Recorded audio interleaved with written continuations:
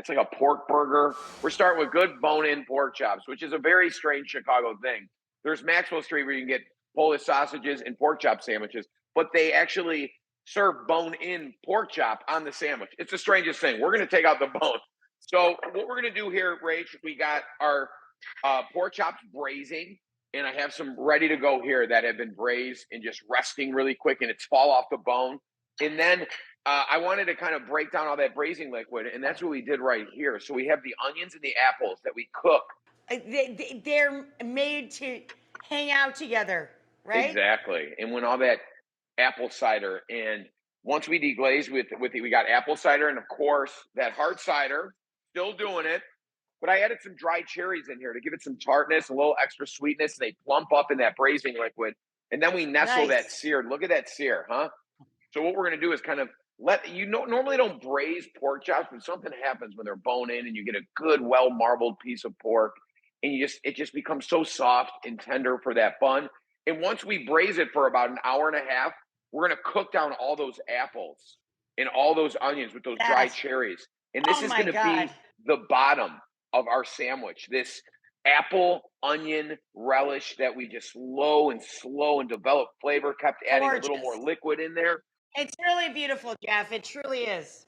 Isn't it great? And then we need a good sauce. So I'm going to combine our crunchy vegetable matter, which every sandwich needs. So we're going to do a quick little slaw here.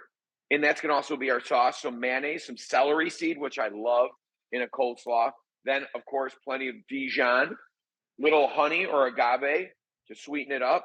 And then plenty of apple cider vinegar, our fourth application of apple flavor in this recipe, which I love.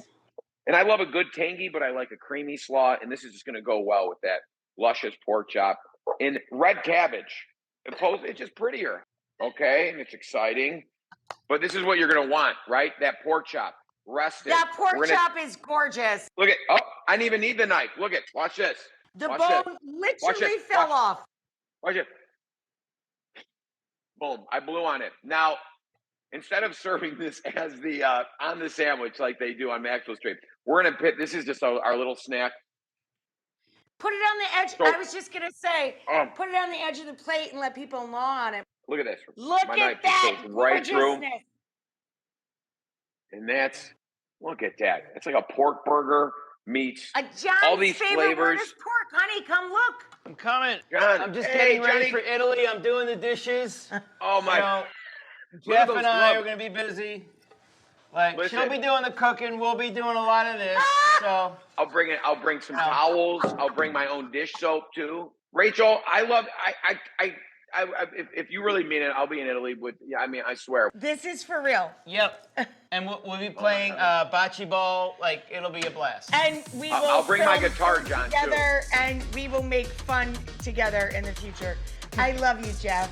I love you too. Thank you for everything throughout the years. This is, I know this is not the end. There's so many other things. Just don't, after Italy, you might want to forget about me, but don't forget about me when